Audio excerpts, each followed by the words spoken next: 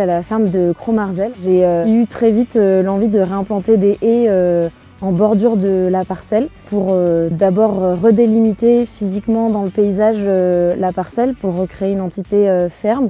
Ensuite, on a une parcelle qui est bien exposée au couloir de vent nord-ouest. Et le maraîchage va impliquer donc des cultures de plein champ, mais aussi des serres pour cultiver sous abri. Et donc j'avais besoin de me protéger un petit peu de ces vents dominants. Donc là, l'arbre était une barrière physique naturelle qui pouvait retrouver sa place dans le paysage. Et enfin, l'aspect biodiversité.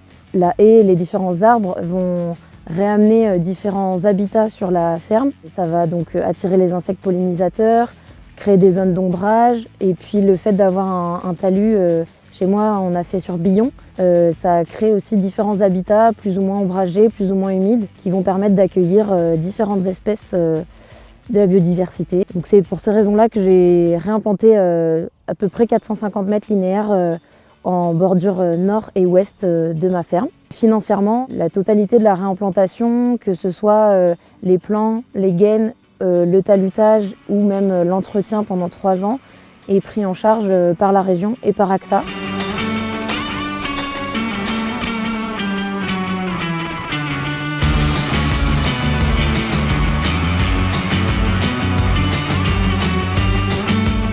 L'aventure, elle date des années 2000. Il y avait eu des plans communaux à l'époque où ça passait de commune en commune. C'est mon frère qui avait commencé ça. Et depuis, voilà, on est parti là-dessus, on plante pas mal.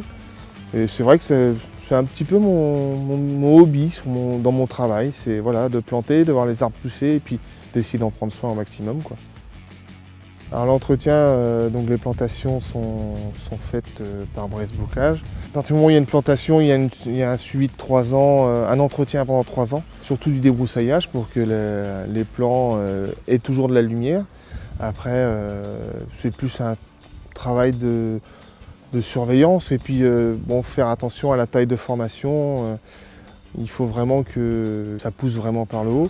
Et puis plus tard, beaucoup plus tard, ici on travaille sur du bois énergie. Là c'est plus des grosses interventions pour faire des gros chantiers d'entretien et puis du broyage de bois derrière, quoi.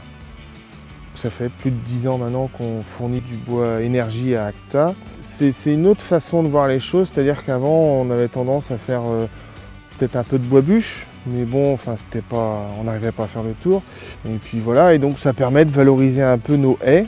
Et pour moi, c'est un gisement non exploité dans nos exploitations.